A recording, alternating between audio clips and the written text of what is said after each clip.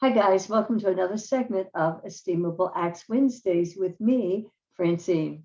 So, yesterday I had a really busy day. And then toward the end of the day, as I was getting myself ready for bed, I don't know why I was drawn to looking at some old pictures of my husband and I. And then I found myself going into Marco Polo's, which I have archived a lot of them. And Marco Polo, for those of you that don't know, is like a video chat program.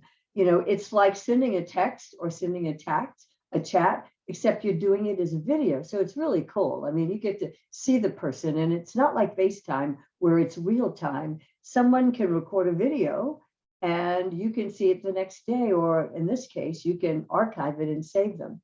So I found myself listening to some of the video chats that Richard and I, some of the exchanges that we had gone through the last few months of his life. And, those are really difficult times for us because he was getting sicker and sicker. And, and he wasn't always so easy to deal with.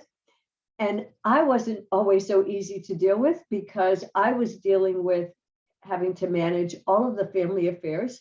We were still in two houses, and I was dealing with a husband who was dying, but he was also dealing with a lot too. And, I was reminded of that yesterday and how sometimes I wasn't paying attention to his feelings.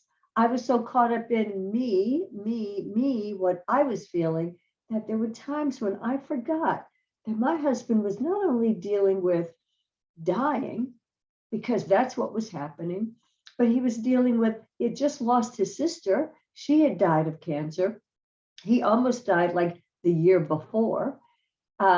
We had sold a house up in Marin County.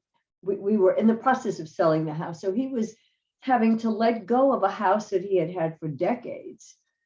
And then the fact that he was dealing with his own mortality.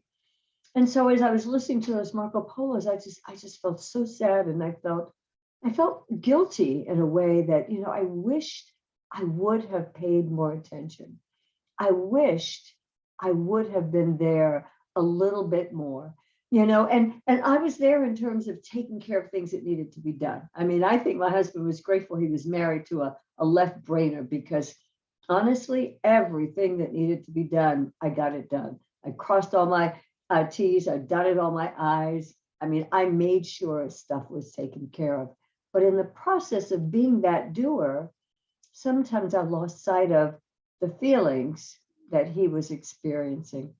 And I felt that last night when I was looking at those Marco Polos. So two things come out of this, and maybe it might be instructive for someone else here, maybe not.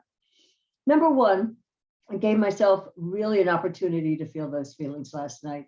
I mean, I cried. It was like an hour before I was going to bed that I just let myself feel the feelings. And I didn't pretend, I didn't try to push them away. And often what happens is when we have sad feelings, we don't want to feel them. So we will do everything we can to obstruct that natural process, that natural flow of feelings. But I didn't do that yesterday. And I was so grateful. I was so grateful. I just let myself feel and cry and whatever it was, I just had the experience.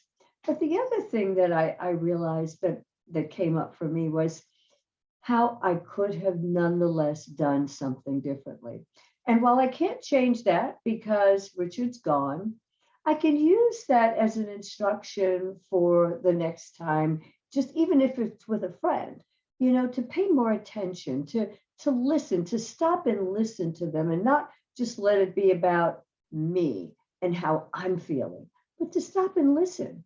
And with my husband, he wasn't always able to tell me in words exactly how he felt.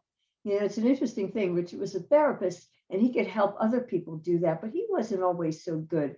But when he did try to tell me, sometimes I didn't listen.